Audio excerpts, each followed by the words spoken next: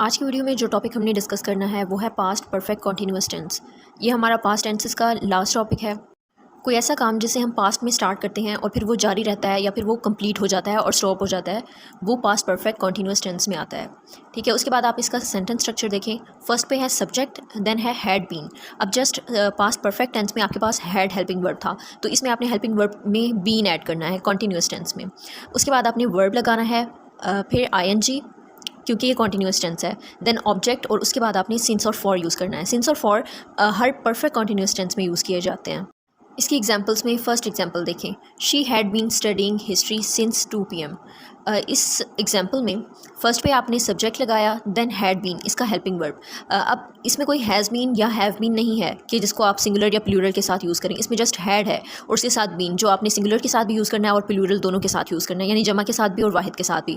उसके बाद वर्ब है और वर्ब के साथ आपने आईएनजी लगाना है। उसके बाद आता है ऑब्जेक्ट और ऑब्जेक्ट के बाद सिंस। अब सिंस और फॉर कहाँ यूज़ करना है, इस पर मैंने 2 दिन पहले ही एक वीडियो अपलोड किया है कम्प्लीटली, क्योंकि मुझे आगे पता था कि हम परफेक्ट कॉन्टीन्यूअस टेंस पे आगे डिस्कस करेंगे। सो दैट्स वाई मैंने इस पर ऑलरेडी वीडियो बना दिया है। बहुत डिटेल्ड वीडियो है, उसको देखने के बाद आपको सिंस और फॉर का जो डिफरेंस है वो क्लियर हो जाएगा। उसका लिंक मैं डिस्क्रिप्शन में आपको दे दूँगी, आप वहाँ जाकर देख सकते हैं इसको। देन है second example, I had been working for 3 years, यानी वो 3 साल से काम कर रही थी। अब इस सेंटेंस में भी सिमिलरली फर्स्ट पे आपने सब्जेक्ट लगाया, then had been helping verb, उसके बाद वर्किंग वर्ब विद आईएनजी, और इस सेंटेंस में आपके पास ऑब्जेक्ट नहीं है तो ऑब्जेक्ट आपने नहीं लगाना। देन है फॉर। अब चूंकि यहाँ पर आपको 3 years का टाइम दिया हुआ है कि वो 3 साल से ही काम कर रही है, तो इसलिए आपने फॉर लगाना है। नेक्स्ट एग्जांपल है, they had been living there for 10 years, यानी वो वहाँ 10 साल से रह रहे थे। अब उर्दू सेंटेंसेस में के आखिर में जो ये वाले सेंटेंसेस हैं उनकी पहचान यही है कि उनके एंड पे रहा था, रहे थे, इस तरह के वर्ड्स आते हैं। अब इस सेंटेंस में देखिए, यहाँ पर 10 years का टाइम आपको दिया हुआ है जो कि डेफिनेट नहीं है, तो यहाँ पर हमने फॉर यूज़ किया। उसके बाद आते हैं इसके नेगेटिव सेंटेंसेस। अब नेगेटिव सेंटेंसेस में आपने क्या करना है, सेंटेंस स्ट्रक्चर को सेम रखना है। ठीक है, जस्ट इसमें छोटा सा जो काम करना है, आपने सब्जेक्ट के बाद जो हैड बीन हम इकट्ठा लिखते थे उसमें आपने क्या करना है, हैड के बाद नॉट लगाना है और नॉट के बाद आपने बीन लगाना है। ठीक है, उसके बाद आपने वर्ब विद आईएनजी और ऑब्जेक्ट और उसके बाद सिंस एंड फॉर। ठीक है, तो नेगेटिव सेंटेंसेस में इतनी सी बात याद रखनी है कि हैड के बाद नॉट आता है, उसके बाद बीन आता है। अब इसकी एग्जांपल देखें। First example, she had not been studying history since 2 PM। अब ये सिमिलरली वही सेंटेंस है जो हमने सिंपल सेंटेंसेस के लिए यूज़ किया था। इसमें ये देखें, फर्स्ट पे सब्जेक्ट है, देन हेल्पिंग वर्ब, और उसके बाद हैड के बाद आपने नॉट लगाया और उसके बाद है बीन। हैड के बाद नॉट, देन बीन, और उसके बाद है verb with ING, then object, then since. ठीक है, क्योंकि यहाँ पर आपके पास 2 PM एक डेफिनेट टाइम बताया हुआ तो आपने सिंस लगाया। ठीक है, उसके बाद है next example, I had not been working for 3 years। Similarly यहाँ पर भी सब्जेक्ट, देन हेल्पिंग वर्ब, और उसके बाद आपने नॉट लगाया, उसके बाद बीन, नॉट के बाद बीन, और उसके बाद वर्ब विद आईएनजी, और इसमें ऑब्जेक्ट नहीं है तो उसके बाद आपने फॉर लगा दिया। ठीक है, फॉर 3 years। नेक्स्ट एग्जांपल है, they had not been living there for 10 years। Similarly ऊपर वाले जो एग्जांपल्स हैं उन्हीं की तरह आपने क्या किया, यहाँ पर हैड के बाद नॉट लगाया और उसके बाद बीन लगाया, यानी they had not been living there for 10 years। ठीक है, वर्ब, आईएनजी और उसके बाद ऑब्जेक्ट।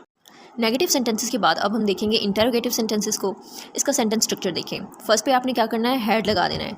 हैड हम सिंपल सेंटेंसेस में सब्जेक्ट के बाद लगाते थे, लेकिन इंटरोगेटिव सेंटेंसेस में आपने फर्स्ट पे हेल्पिंग वर्ब लगाना है हैड, उसके बाद आपने सब्जेक्ट लगाना है और सब्जेक्ट के बाद आपने बीन लगाना है, और बाकी सारा सेंटेंस आपके पास सेम रहेगा, यानी वर्ब विद आईएनजी, ऑब्जेक्ट और सिंस और फॉर। ठीक है, आपने जस्ट स्टार्ट में इसका चेंज करना है। अब इसको एग्जांपल्स में देखें। फर्स्ट एग्जांपल इसकी है, had she been studying since 2 PM।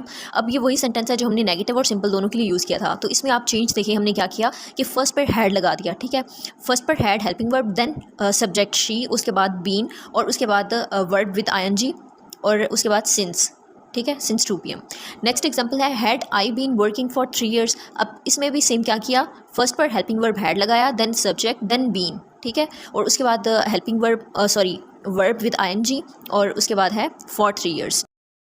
Next है, they had they been living there for 10 years। इस पर भी आपने सेम रूल अप्लाई करना है। उसके बाद है, had they not been living there for 10 years। अब ये जो सेंटेंस है ये आपके पास नेगेटिव भी है और इंटरोगेटिव भी है, तो इसमें आपने क्या करना है, जो हेल्पिंग वर्ब है हैड, देन आपने सब्जेक्ट लगाना है और सब्जेक्ट के बाद आपने नॉट लगाना है। ठीक है, सब्जेक्ट के बाद not, then been, then helping verb, और उसके बाद आपने ऑब्जेक्ट लगाना है अगर हो तो, और उसके बाद है फॉर 10 years। इस तरह से आपने नेगेटिव और इंटरोगेटिव जो सिमिलरली एट अ टाइम दोनों होते हैं उनको आपने इस तरह से करना है।